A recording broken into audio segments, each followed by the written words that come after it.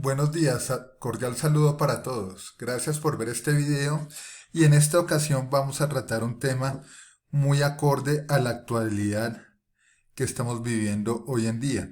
Y es que vamos a tratar sobre qué es un contrato laboral. Vamos a aclarar varias dudas que hay tanto para empleadores como para empleados y que no hacer las cosas bien o no aclarar las dudas a tiempo puede llevar a ciertos y graves perjuicios económicos. Entonces vamos a empezar. ¿Qué es un contrato laboral? Primero que todo, la definición de un contrato laboral es un acuerdo de voluntades entre dos partes. ¿Cuáles son esas dos partes que aparecen en el contrato? Una es el empleado y otra es el empleador. Vamos a describir aquí qué hace cada una de estas partes.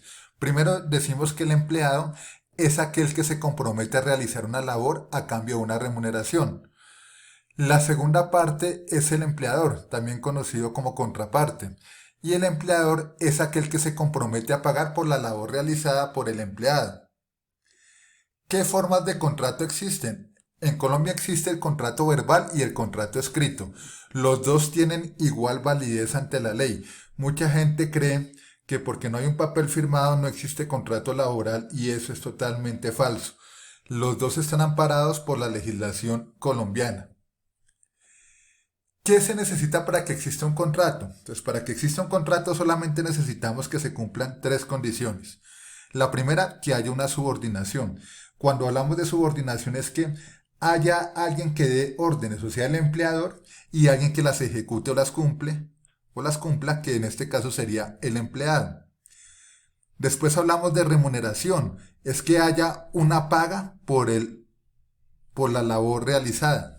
Y por último, que haya una prestación personal del servicio. Si a mí me contratan para hacer cierta labor, soy yo el que tengo que hacerlo. No puedo enviar a un tercero a que lo haga por mí. Si se cumplen estas tres condiciones, ya decimos que existe un contrato laboral. Así no haya un documento firmado.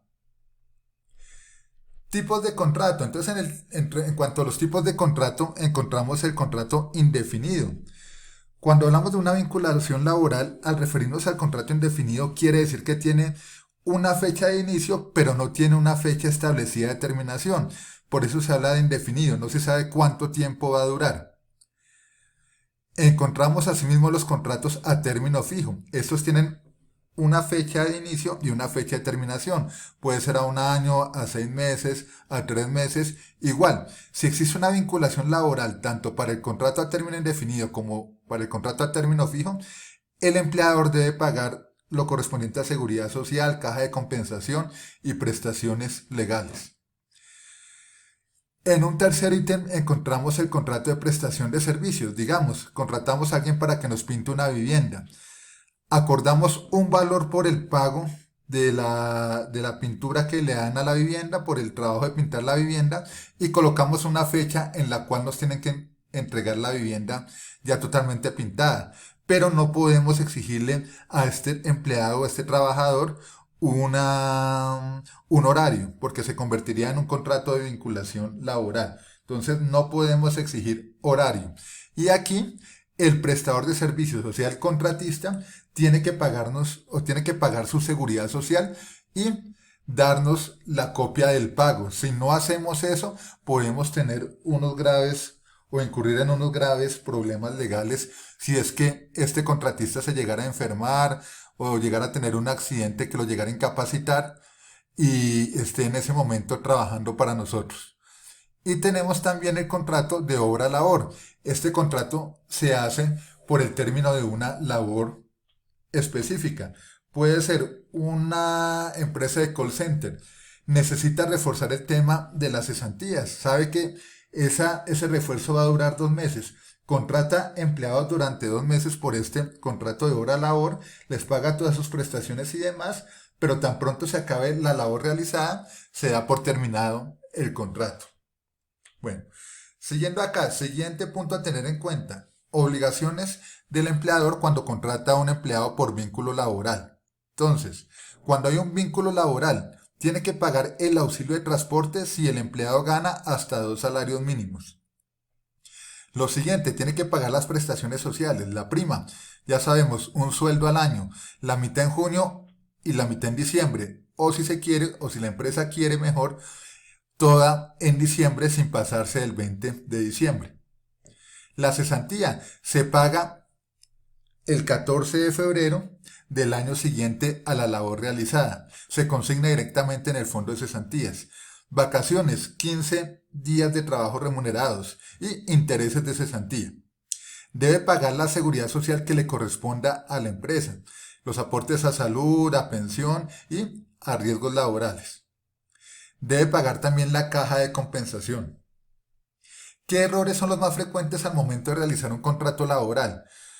Los errores más frecuentes cuando llegamos a hacer asesorías en el tema laboral en las microempresas que nos encontramos son: le exigen horario a un empleado contratado bajo un contrato de prestación de servicios.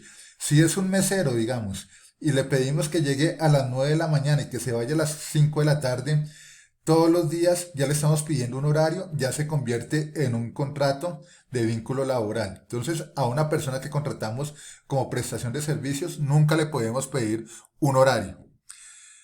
Segundo punto, pagar menos de 10 salarios mínimos legales vigentes y pensar o aplicar la figura de salario integral. Entonces, ahí hay una confusión tanto para empleadores como para empleados. Es muy frecuente encontrar personas que ganan 2 o 3 millones de pesos, por decir una cifra, y que nos dicen que están contratados como bajo la modalidad de salario integral. No, la legislación colombiana dice que para que se entienda la figura de salario integral, la remuneración debe ser mínimo de 10 salarios mínimos mensuales vigentes. Entonces, cuidado con estos dos puntos porque el no aplicarlos, si somos empleadores, nos puede llevar a recibir demandas laborales que son muy costosas para una empresa. Y si somos empleados y no conocemos de estos temas, puede haber una vulneración de nuestros derechos laborales. Acordémonos que las prestaciones sociales son un derecho irrenunciable.